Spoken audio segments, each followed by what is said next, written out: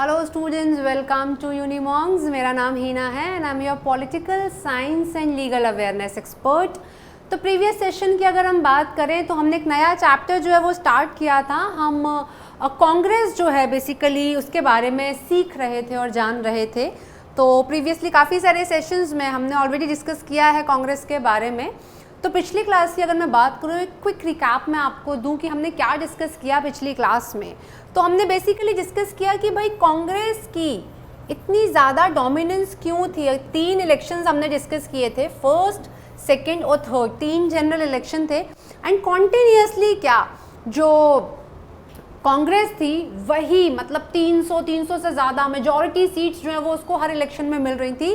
तो रीजंस क्या थे डोमिनेंस के कांग्रेस के, ये हमने डिस्कस किए। क्या कौन कौन से लीडर्स उनके साथ एसोसिएटेड थे, कौन पहले प्राइम मिनिस्टर बने, देन उन्होंने अपने टेन्योर में किस तरीके से काम किया, किस तरीके से चेंजेस लाए और कोशिश की क्या देश में बदलाव लाने की। तो यही सब पिछले सेशन में हमने डिस्कस आपका किया था कि जो 3 इलेक्शंस थे, राइट, जो फर्स्ट इलेक्शन था उसको कैसे कंडक्ट कराया गया था, किस तरीके की कंडीशन थी, सिचुएशंस थी रादर आई वुड से देश में, यही सारी चीज़ें हमने क्या की थी भाई, डिस्कस की थी आपकी। कूल।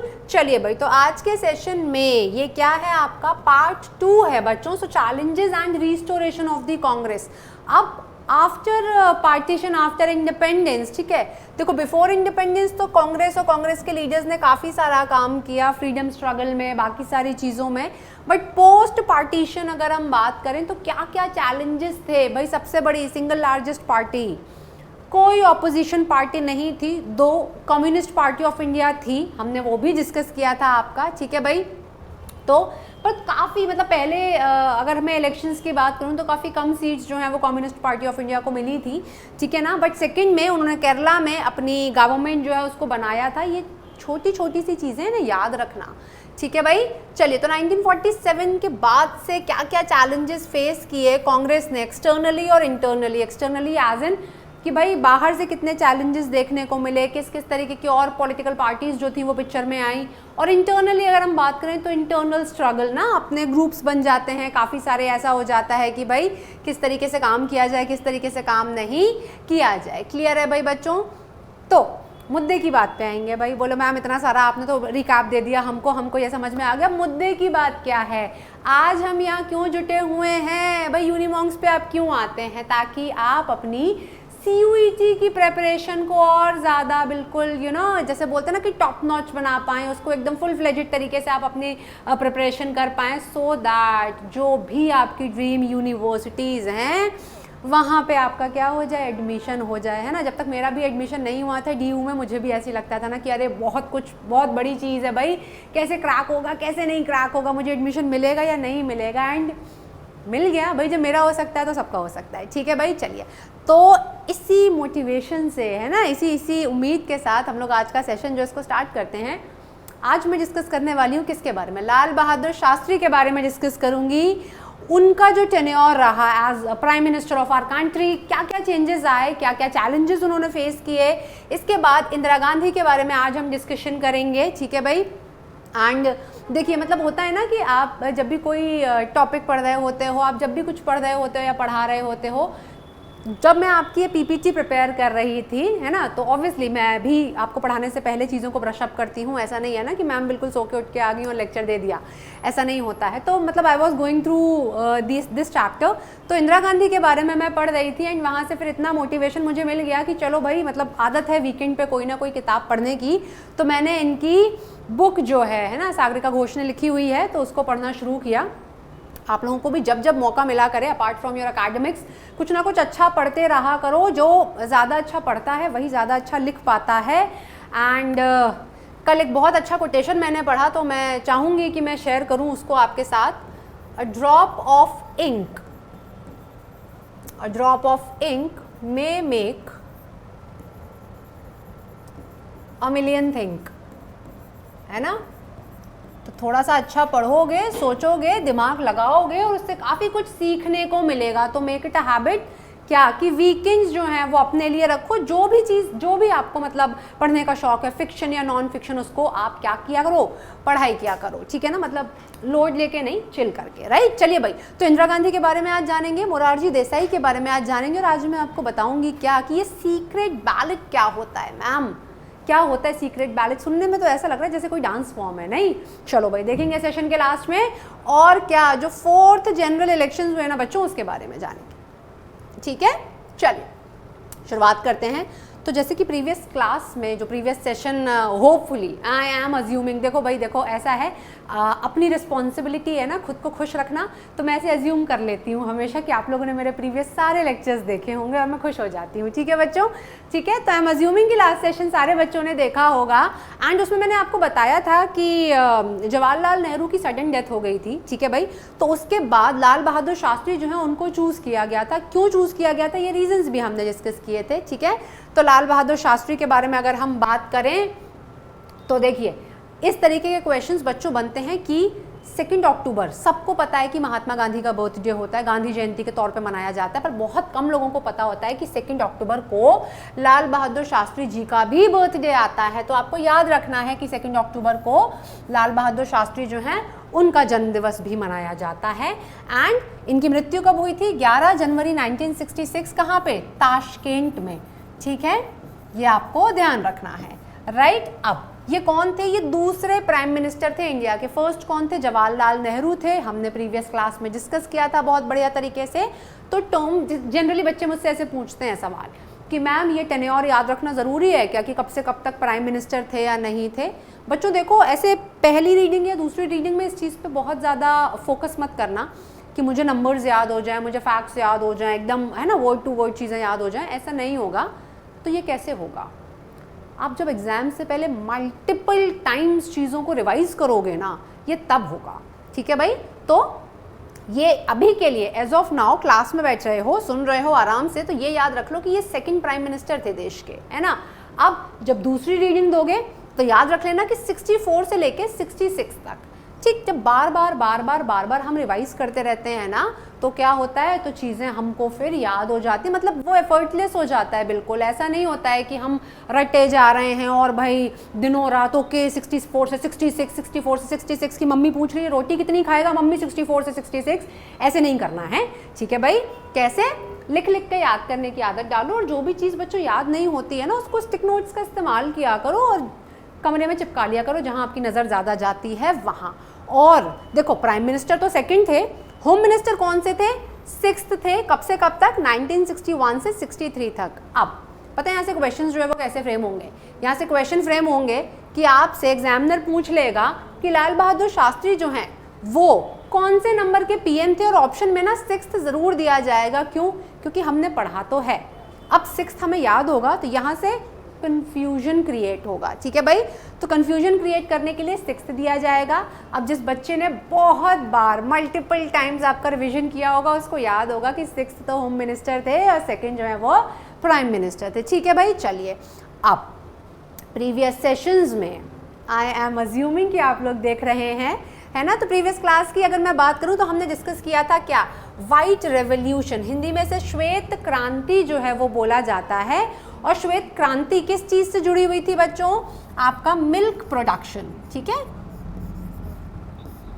सो मिल्क प्रोडक्शन, यही आपका क्या अमूल जो है इसी का आउटकम था ना। अमूल जो है उसको स्टैब्लिश आपका किया गया था। तो इन्होंने जब ये प्राइम मिनिस्टर बने आपके तो काफ़ी ज़्यादा प्रमोट किया कि इस चीज़ को, मतलब वाइट रेवोल्यूशन को इन्होंने सपोर्ट किया कि हाँ भाई इस तरीके की चीज़ होनी चाहिए है और ये बहुत बढ़िया रेवोल्यूशन है, ये चेंज आना चाहिए है। मिल्क प्रोडक्शन जो है उसको इम्प्रूव होना चाहिए है। अगर मिल्क प्रोडक्शन इम्प्रूव हो जाएगा तो अल्टीमेटली किसको बेनिफिट मिलेगा बच्चों? फार्मर्स को बेनिफिट मिलेगा। अब आप बोलोगे मैम कैसे मिलेगा फार्मर्स को बेनिफिट? तो बहुत बढ़िया सा यहाँ पे एक एग्जाम्पल देती हूँ मैं आपको। जो लोग राजस्थान से हैं, मतलब देखिए मैं राजस्थान का एग्जांपल दे रही हूँ क्योंकि ऑलमोस्ट एवरी ईयर मैं राजस्थान विजिट करती हूँ, ठीक है भाई। तो राजस्थान में मैंने एक चीज़ नोटिस की, क्योंकि मेरा खुद का एक्सपीरियंस है इसलिए शेयर कर रही हूँ। राजस्थान में ना हर घर में, एक तो हर घर में आपका क्या होता है, फार्मर्स ठीक है। वो लोग क्या करते हैं, फार्मर्स क्या करते हैं, मैम फार्मिंग करेंगे, सबके पास खेती ज़मीन ये सब है। इसके अलावा वो लोग देखना आप हर घर में, मतलब not only in Rajasthan, Haryana में भी यही है, वो लोग गाय भैंस है ना, मतलब डेयरी, बेसिकली सबके पास क्या होती है बच्चों, डेयरी भी होती है। तो घर की जो महिलाएं होती हैं, जो फीमेल्स होती हैं, वो क्या करती हैं, वो फार्म्स पे भी काम करती हैं and they take care of these cows and buffaloes, ठीक है। और इनसे जो है वो मिल्क लिया जाता है और उसको सेल ऑफ किया जाता है कोऑपरेटिव्स को, है ना, ग्रुप में वो लोग आते हैं और लेके जाते हैं। तो अल्टीमेटली इससे हो क्या रहा है मैम, इनकम जनरेट हो रही है फार्मर्स के लिए, है ना।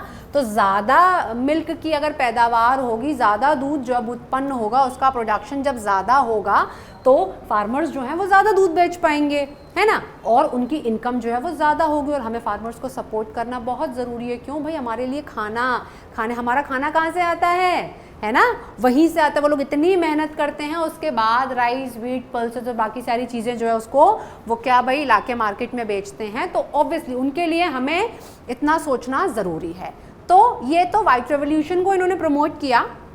वाइट रेवोल्यूशन के अलावा ना इन्होंने क्या 1965 में ग्रीन रेवोल्यूशन को भी सपोर्ट किया। ग्रीन रेवोल्यूशन इज योर हरित क्रांति। यहाँ पे क्या बोला गया था, यहाँ पे ये बोला गया था कि क्या करना है भाई, आप अच्छे ग्रीन रेवोल्यूशन में क्या, आप बढ़िया फर्टिलाइजर्स यूज करो, ठीक है, आप क्या करो, आप सॉइल की कंडीशन को इम्प्रूव करो, ठीक है। इसके अलावा आप क्या, हाई ईल्ड वैरायटी के आप बीज यूज़ करो, सीड्स अच्छी यूज़ करो। तो मैम ये सब ठीक है। इसके अलावा इरिगेशन पे फोकस किया गया and this is the reason जो आज की डेट में हम लोग बात करते हैं ना कि पंजाब और हरियाणा में, मतलब अगर वहाँ के जो फार्मर्स हैं they are very rich, very powerful. Why, क्यों, क्योंकि वहाँ पे ना ग्रीन रेवोल्यूशन के टाइम पे इरिगेशन पे बहुत फोकस किया गया, है ना बच्चों, पंजाब में और हरियाणा में। And this is the reason कि वहाँ पे एग्रीकल्चर जो है वो इतना फ्लरिश करता है। सिंचाई व्यवस्था वहाँ की इतनी ज़बरदस्त है ना, ठीक है भाई, इसी वजह से आपका पंजाब एंड हरियाणा एंड देखो यूपी में तो इतनी सारी रिवर्स हैं, उसकी ट्रिब्यूटरीज हैं, इसीलिए यूपी में भी एग्रीकल्चर जो है वो बहुत मतलब बढ़िया तरीके से, आप देखिए शुगर केन वगैरह बहुत ज़बरदस्त प्रोडक्शन जो है वो होता है। तो ग्रीन रेवोल्यूशन को भी प्रमोट किया गया किसके द्वारा, लाल बहादुर शास्त्री जी के द्वारा। एंड एक सबसे इम्पॉर्टेंट चीज़ मैं आपको बताऊंगी, इन्होंने अभी के लिए आप लोग याद रख लो कि जय जवान, जस्ट अ मिनट, यस, जय जवान जय किसान, ये स्लोगन किसने दिया, ये लाल बहादुर शास्त्री ने दिया, ठीक है भाई। इसका मतलब क्या, hail to the soldier, hail to the farmer, ठीक है भाई। अब बोले मैम इन्होंने सिर्फ जवान और किसान, ठीक है, सोल्जर्स और फार्मर्स की क्यों बात की, ये हम अभी आगे जानेंगे, ठीक है भाई। तो इतना क्लियर है। अब जब इनको प्राइम मिनिस्टर बनाया गया उस टाइम पे क्या क्या हुआ मैं आपको बता देती हूँ। कंट्री में बहुत सारी प्रॉब्लम्स थी भाई, चाइना की तरफ से वो इशू था, वॉर हुआ था चाइना के साथ हमारा, है ना, तो आपका चाइना वाली इशू चल रहा था। इसके अलावा कुछ इकोनॉमिक प्रॉब्लम्स चल रही थी एंड बच्चों क्या, मॉनसून जो है वो क्या हुआ था, फेल हो गया था, बारिश नहीं हो गई। दिल्ली में तो वैसे भी बारिश नहीं हुई भाई इस बार, है ना, बिल्कुल बारिश नहीं हुई, ठीक है भाई। तो मॉनसून फेल हो गया, मॉनसून फेल हो जाएगा तो क्या, रिवर्स में, लेक्स में, पॉन्ड्स में क्या होगा, वाटर लेवल कम हो जाएगा। तो भाई पानी जो है वो हमें कम अवेलेबल होगा, तो उसी की वजह से काफ़ी जगह क्या हो गया, ड्राउट वाली कंडीशंस आ गई। ड्राउट क्या होता है, सूखा पड़ जाता है। राजस्थान कभी जाओ तो माइन्यूटली वहाँ की टोपोग्राफी को देखना, इतनी दूर तक भी नज़र जाती है, चाहे आप बस से जाओ, ट्रेन से जाओ, फ्लाइट से जाओ, कैसे भी जाओ, जितनी दूर तक नज़र जाती है ना पेड़ दिखते ही नहीं है, ग्रीनरी है ही नहीं। मतलब हाँ, समवेयर जयपुर जोधपुर आप पहुँच जाओगे तो थोड़ी बहुत हरियाली जो है वो दिखती है। अब सोचो इतनी कम बारिश वहाँ पे होती है ना, सिर्फ वहाँ पे कौन से पेड़ होते हैं आपके, बताओ ज़रा मुझे। अरे आज मैम पता नहीं क्या गड़बड़ कर रही है। हाँ, तो वहाँ पे कौन से पेड़ होते हैं, ज़ेरोफाइट्स। ज़ेरोफाइट्स क्या होते हैं, ज़ेरोफाइट्स वो प्लांट्स होते हैं जिनको कम पानी चाहिए होता है। अब कौन से हो गए, बबूल, बबूल पैसे वसूल, है ना, सो योर बबूल, योर कैक्टस, ठीक है, ये सारे के सारे। तो इस तरीके के पेड़ जो है वो कहाँ पाए जाते हैं, आपके राजस्थान में पाए जाते हैं। तो भाई देखो सूखा पड़ गया है ना, तो वह ठीक है, कभी कभी ऐसा हो जाता है ना, मैम जो है टॉपिक से थोड़ा सा डिस्ट्रैक्ट हो जाती है, डेविएट हो जाती है, मज़ा आता है मुझे बात करने में आप लोगों से। चलिए भाई, तो फुल ऑफ प्रॉब्लम्स की मैं बात कर रही थी। तो चाइना ने अटैक किया था, वो वॉर हुआ था, इकोनॉमी काफ़ी हद तक मतलब वीक हो गई थी, इकोनॉमिक प्रॉब्लम से जूझ रहा था देश। उसके अलावा मानसून फेल हो गया था, सूखा पड़ गया था। तो बच्चों सूखा पड़ गया, मानसून फेल हो गया, फसल नहीं हुई, एग्रीकल्चरल प्रोडक्शन जो है वो डिक्रीज हो गया। तो उसकी वजह से क्या हुआ, food crisis because of failed monsoons and drought. ये आपको क्या करना है, ध्यान रखना है। और इसी के साथ साथ क्या, इंडो पाकिस्तान वॉर हुआ था 1965 में, प्रीवियस क्लास में मैंने डिस्कस किया।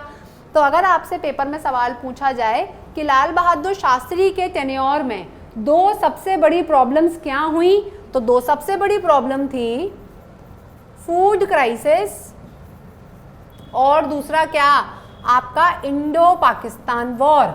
अब आप समझ गए वो जय जवान और जय किसान वाला जो स्लोगन था वो क्यों आया था भाई, क्योंकि फूड क्राइसिस था तो फार्मर्स को प्रोटेक्शन की ज़रूरत थी। और वॉर में कौन पार्टिसिपेट करता है इंडिया के बिहाफ पे, सोल्जर्स, आर्मी, है ना, ठीक है भाई।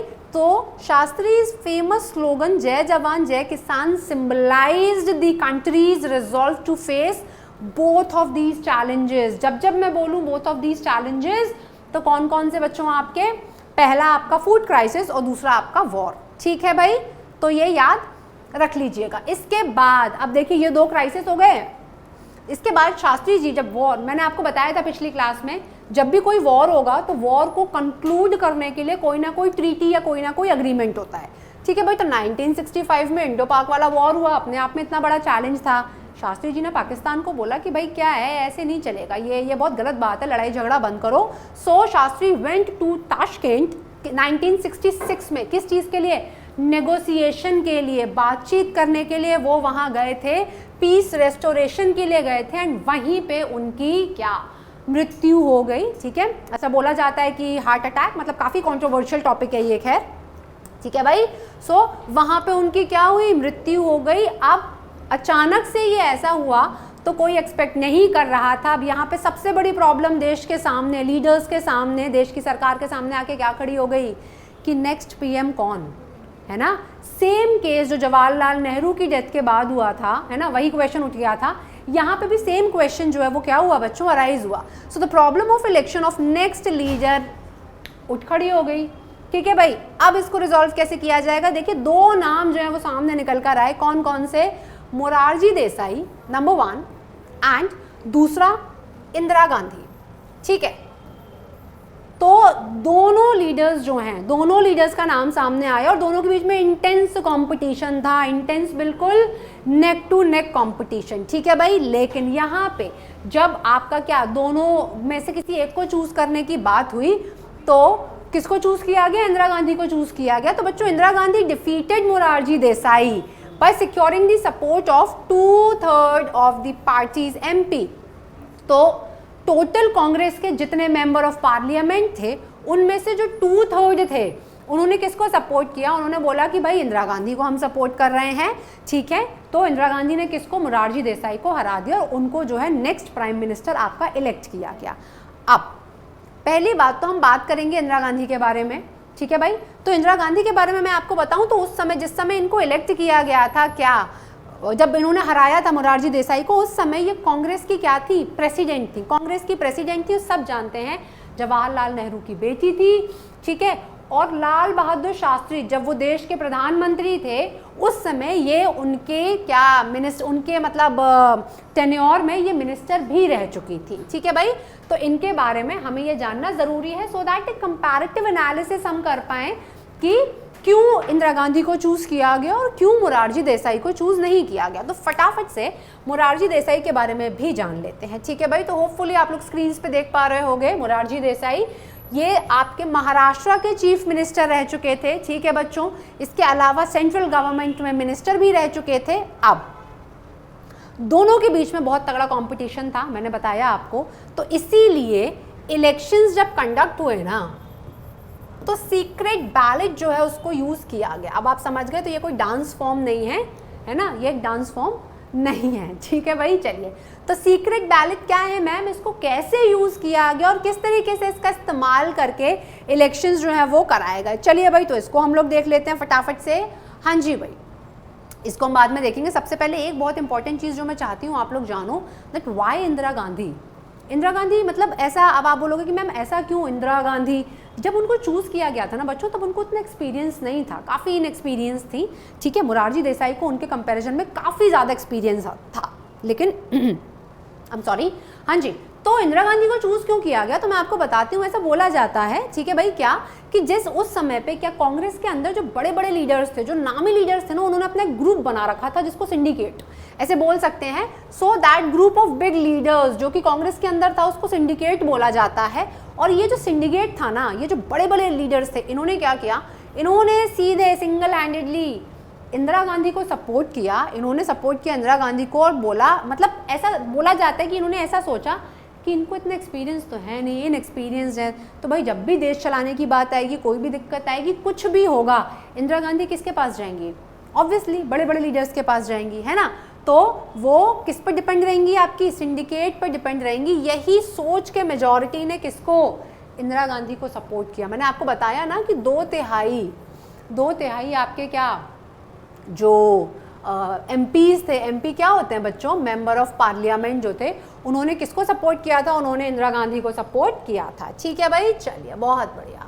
अब मैम वो सीक्रेट बैलेट की हम बात कर लेते हैं। तो देखो, सीक्रेट क्या होता है, जो किसी को पता नहीं चल जाए, जैसे कि हमारा इंस्टाग्राम, फेसबुक, स्नैपचैट का और आजकल तो फ़ोन का भी पासवर्ड सीक्रेट होता है ना, सबको थोड़ा ना बता के रखते हो भाई, ठीक है भाई। तो देखो, ये इमेज भी मैंने इसी तरीके की इंक्लूड की है कि सीक्रेट सा है, थोड़ा सीक्रेसी है। अच्छा, सीक्रेट के लिए और कोई वर्ड बताओ मुझे, अच्छा सा, क्लासी सा थोड़ा। हाँ, सोचो सोचो। सीक्रेट, सीक्रेसी, ऐसे बोलते हैं ना कि हाँ वो फलाना इंसान जो सीक्रेट मिशन पे है, इतने हम मूवीज़ वगैरह देखते हैं, तो बहुत बढ़िया वर्ड है सीक्रेट के लिए जो आप यूज़ कर सकते हो, क्लैंडस्टाइन, ठीक है भाई, राइट। थोड़ी सी वोकैब इंप्रूव कर लो, क्या जाता है। चलिए भाई, तो मैम सीक्रेट बैलेट की अगर हम बात करें तो उसमें होता क्या है, एक वोटर जो है वो अपना वोट सीक्रेट तरीके से कास्ट करता है, एज इन क्या, इस तरीके से पर्ची में छिपा के लिख देता है वो कि किसी और इंसान को पता ही ना चले कि उसने वोट किसको दिया है, राइट।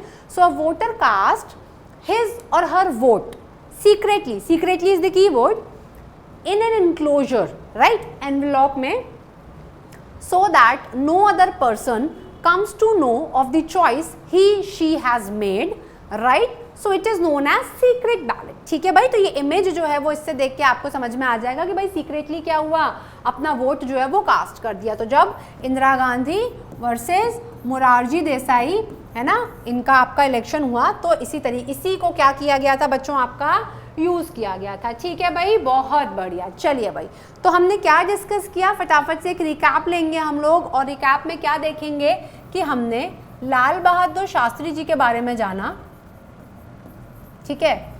उसके बाद उनकी डेथ के बाद आपका इंदिरा गांधी और मोरारजी देसाई दोनों में कंपटीशन हुआ, किसको चूज़ किया गया, इंदिरा गांधी को चूज़ किया गया भाई, हमने ये भी जाना। और एक बहुत इंपॉर्टेंट चीज़ मैं यहाँ पे आपको बता दूँ कि जब 1966 में लाल बहादुर शास्त्री जो है उनकी डेथ हो गई थी, उसके बाद उन्हें भारत रत्न दिया गया, ये याद रखना, ये पेपर का सवाल है, ठीक है। सो भारत रत्न किसको, लाल बहादुर शास्त्री,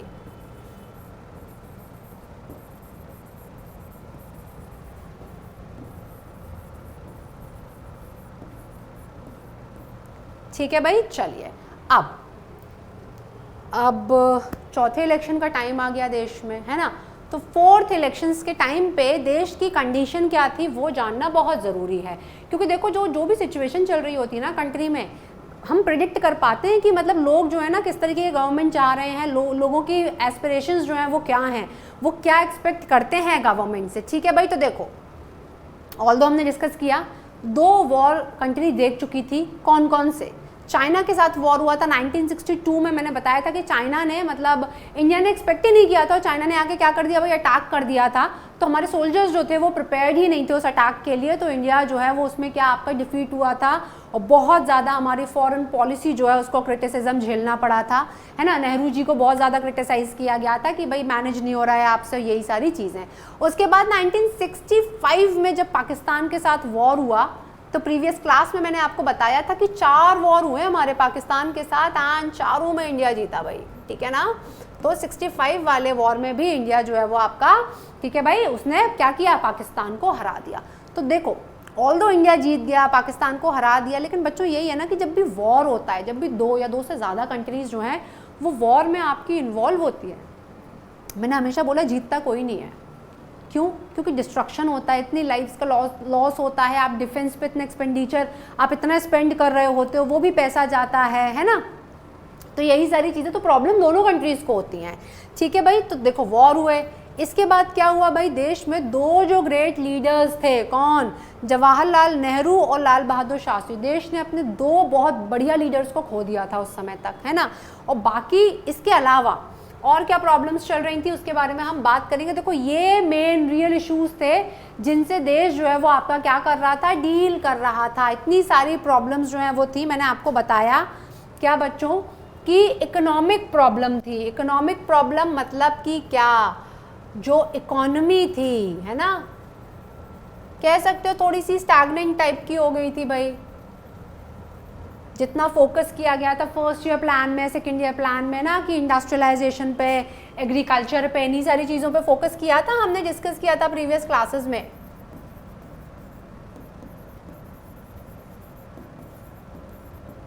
नहीं तो ऑल दो जब स्टार्ट किया था, मैंने बोला नहीं था कि काफ़ी एंथुजियाज्म था, सब लोगों ने बहुत बढ़िया तरीके से प्लानिंग की थी, प्लॉटिंग की थी कि हम ये करेंगे, ये नहीं करेंगे, बट ग्रेजुअली ना इसका कुछ आउटकम आज तक निकलता दिख नहीं रहा था। तो इसी की वजह से क्या हुआ भाई, इकोनॉमिक प्रॉब्लम से हमारा देश जो है वो डील कर रहा था। इसके अलावा क्या, मैंने आपको बताया मॉनसून क्या हो गए, फेल, है ना। तो और मॉनसून फेल हो गया, पर अगर आपको CUET जो है ना वो क्वालिफाई करना है तो यूनिमॉन्ग्स पे एक भी लेक्चर मिस मत करना, ठीक है भाई। उसके लिए क्या करना पड़ेगा, उसके लिए सब्सक्राइब करना पड़ेगा यूट्यूब चैनल को भी, फटाफट कर दो, मैम को रोज़ रोज़ याद ना दिलाना पड़े, ठीक है भाई। तो मॉनसून फेल हो गया, तो उसकी वजह से एग्रीकल्चर पे उसका पूरा इम्पैक्ट आया। एग्रीकल्चर पे इम्पैक्ट आया तो क्या हुआ, जो प्रोडक्शन था, है ना, फूड प्रोडक्शन की अगर मैं बात करूँ तो वो क्या हो गया बच्चों, वो कम हो गया, है ना। फूड प्रोडक्शन हमारा कम हुआ, और मॉनसून फेल होने से फूड प्रोडक्शन कम हो गया, क्या मतलब, सूखा पड़ गया, है ना, फसल ही नहीं हुई, पानी था ही नहीं। अब चावल वगैरह जैसी फसल हो तो आप सोचो राइस वगैरह को जब, मतलब जो जिन लोगों का भी थोड़ा बहुत रूरल बैकग्राउंड होगा उनको अंदाज़ा होगा थोड़ा बहुत कि, है ना, जब भी हम चावल की खेती करते हैं, चावल की फसल लगाते हैं, तो हमको कितनी ज़्यादा पानी की ज़रूरत पड़ती है। भाई पानी नहीं मिलेगा तो चावल की खेती कैसे करेंगे हम, कैसे करोगे बताओ, ठीक है। अब फूड का क्राइसिस हो गया, तो क्या भाई, फूड का क्राइसिस हो गया, इकोनॉमिक प्रॉब्लम चल रही थी, तो ट्रेड भी कम हो गया। ट्रेड एज एन आपका इम्पोर्ट एक्सपोर्ट, ठीक है ना। तो जब इम्पोर्ट एक्सपोर्ट हमारा कम हो गया तो फॉरेन एक्सचेंज, डॉलर्स नहीं बचे हमारे पास। भाई US जाओगे, अगर मुझे iPhone 14 लेना है, मैं सोच रही हूँ कि मुझे iPhone 14 चाहिए है, और मैं सोच रही हूँ US से जाके उसको परचेज़ किया जाए, तो रुपीज़ में तो नहीं देंगे ना मुझे वो लोग, मुझे उसके लिए क्या चाहिए होंगे, डॉलर्स चाहिए होंगे। तो ऐसे ही इंडिया को बाहर से सामान अगर चाहिए था तो उसके लिए इंडिया को क्या, डॉलर्स चाहिए थे, तो डॉलर्स की कमी आन पड़ी, है ना, कमी पड़ गई हमारे पास। तो फॉरेन एक्सचेंज में भी डिक्रीज़ हुआ, किसकी वजह से, क्योंकि ट्रेड जो है वो कम हो गया। आज की डेट में अब देखो यहाँ से सवाल से सवाल बनते हैं। अब यहाँ से बड़ी इंपॉर्टेंट चीज़ है, ये अब याद नहीं करोगे, this is your homework. India क्या क्या इंपोर्ट करता है और इंडिया क्या क्या एक्सपोर्ट करता है ना। ऐसी क्या चीज़ है जो सारे देश हमारे यहाँ से खरीद के ले जाते हैं, और ऐसी क्या चीज़ है जो हम बाकी देशों से खरीद के लाते हैं। सिंपल टॉप थ्री आइटम्स जो हैं वो आप याद रखो। ऑल्दो आपके मतलब इकोनॉमी के सेशंस में कराएंगे फैकल्टी जो भी हैं आपकी, है ना। तो टॉप थ्री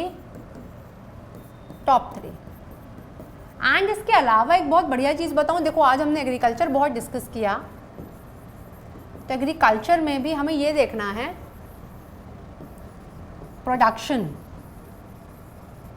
कि इंडिया में, देखो इंडिया में और वर्ल्ड में, भाई आज वाइट रिवॉल्यूशन पढ़ा तो ये देखो ना जाके सबसे पहले कि सबसे ज़्यादा मतलब इंडिया में ना मिल्क प्रोड्यूसिंग स्टेट जो है वो कौन सा है, और वर्ल्ड में रैंक 1 किसकी आ रही है, किस कंट्री की मिल्क के प्रोडक्शन में रैंक जो है वो 1 आती है। ऐसे ही वीट, राइस, पल्सेस, ये सारी चीज़ों का ना चार्ट बना लो आप लोग और उसको याद कर लो। यहाँ से बहुत क्वेश्चंस जो हैं वो आपके फंसते हैं। ठीक है भाई, चलिए बहुत बढ़िया। तो हम क्या डिस्कस कर रहे थे भाई, इकोनॉमिक प्रॉब्लम से देश जो है वो डील कर रहा था, फूड क्राइसिस था ही कंट्री में। इसके अलावा क्या, आपका फॉरेन एक्सचेंज जो है वो आपका कम हो गया था, मिलिट्री स्पेंडिंग, डिफेंस पे खर्चा जो है वो ज़्यादा हो गया था, है ना, डिफेंस पे स्पेंडिंग जो है वो आपकी बढ़ गई थी। क्यों? क्योंकि वॉर्स हो रहे थे बार बार, कभी चाइना के साथ, कभी पाकिस्तान के साथ। तो भाई हमें अपनी मिलिट्री को स्ट्रॉन्ग बना के रखना था कि नहीं रखना था, है ना, कि अचानक से कोई अगर इन केस अटैक कर भी दे तो हम लोग क्या रहें, हम लोग हर चीज़ के लिए आपका प्रिपेयर्ड रहें। ठीक है भाई, चलिए बहुत बढ़िया। एंड इसके बाद और दूसरी प्रॉब्लम क्या थी, inexperienced prime minister. Indira Gandhi को प्राइम मिनिस्टर जो है वो आपका सिलेक्ट किया गया था। तो जैसे कि मैंने आपको बताया, उनको बच्चों उतना जो है वो एक्सपीरियंस नहीं था। तो ये सारी की सारी क्या थी, प्रॉब्लम्स थी जिनसे देश आपके 4th इलेक्शन के पहले क्या कर रहा था, डील कर रहा था। ठीक है भाई, अब तो ये सब जानना क्यों ज़रूरी है, ताकि हम ये, अगर हम ये सब नहीं जानेंगे ना बच्चों, तो हम ये सब कैसे पता करेंगे कि 4th इलेक्शन में रिजल्ट्स ऐसे क्यों आए, है ना, कैसे आए, अब वो तो हम नेक्स्ट सेशन में जानेंगे ना, देखेंगे। नेक्स्ट वाली क्लास में मैं डिस्कस करूंगी कि 4th जनरल इलेक्शन जब आपके हुए तो कौन सी पार्टी को मेजॉरिटी आई, लोगों की डिमांड्स क्या थी, देश क्या चाह रहा था। तो ये एक बैकग्राउंड क्लियर हो गया कि देश में ये जो है वो चल रहा था।